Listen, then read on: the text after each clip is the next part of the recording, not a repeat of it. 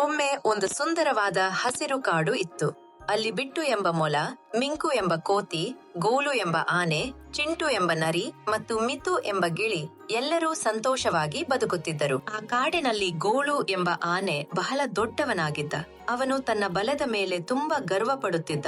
ನಾನು ಅತಿ ಬಲಿಷ್ಠನು, ನನಗೆ ಯಾರ ಸಹಾಯವೂ ಬೇಡ ಎಂದು ಗೋಲು ಹೆಮ್ಮೆಯಿಂದ ಯೋಚಿಸುತ್ತಿದ್ದ. ಚಿಂಟು ಎಂಬ ನರಿ ಇದನ್ನೆಲ್ಲ ಗಮನಿಸುತ್ತಿದ್ದ. ಬಲಕ್ಕಿಂತ ಸ್ನೇಹ ದೊಡ್ಡದು ಎಂದು ಅವನು ಮನಸ್ಸಲ್ಲೇ ಯೋಚಿಸಿದ. ಆದರೆ ಗೋಲು ಅದನ್ನು ಅರ್ಥ ಮಾಡಿಕೊಳ್ಳುವ ಸಮಯ ಇನ್ನೂ ಬಂದಿರಲಿಲ್ಲ. ಒಂದು ದಿನ ಅಚಾನಕ್ ಆಕಾಶ ಕತ್ತಲಾಗಿತು. ಮಳೆ ಸುರಿಯತೊಡಗಿತು. ಗಾಳಿ ಬೀಸಿತು. ಪ್ರಾಣಿಗಳು ಎಲ್ಲರೂ ಸ್ವಲ್ಪ ಗಾಬರಿಯಾಗಿದ್ದರು. ಕಾಡಿನ ವಾತಾವರಣವೇ ಬದಲಾಗಿದೆ. ಮಳೆಯಲ್ಲೇ ಗೋಲು ನದಿಯ ಹತ್ತಿರ ಹೋಗಿ ಮಣ್ಣಿನಲ್ಲಿ ಸಿಕ್ಕಿ ಹಾಕಿಕೊಂಡ. ಎಷ್ಟೇ ಪ್ರಯತ್ನಿಸಿದರೂ ಅವನಿಗೆ ಹೊರಬರಲು ಆಗಲಿಲ್ಲ. ಸಹಾಯ ಬೇಕು ಎಂದು ಅವನು ಭಯದಿಂದ ಅಂದುಕೊಂಡ. ಅಷ್ಟರಲ್ಲಿ ಬಿಟ್ಟು ಮಿಂಕು, ಚಿಂಟು ಮತ್ತು ಮಿತು ಓಡಿ ಬಂದರು. ಯಾರೂ ಭಯಪಡಲಿಲ್ಲ.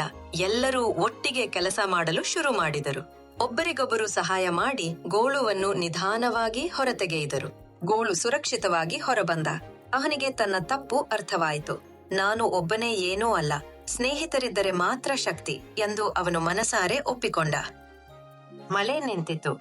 ಆಕಾಶದಲ್ಲಿ ಮಳೆಬಿಲ್ಲು ಮೂಡಿತು. ಕಾಡು ಮತ್ತೆ ಸಂತೋಷದಿಂದ ತುಂಬಿತು. ಎಲ್ಲ ಪ್ರಾಣಿಗಳು ನಗುತ್ತಾ ಆಟ ಆಡಿದವು. ಗೋಲು ಕೂಡ ಎಲ್ಲರೊಂದಿಗೆ ಖುಷಿಯಾಗಿ ಸೇರಿಕೊಂಡ.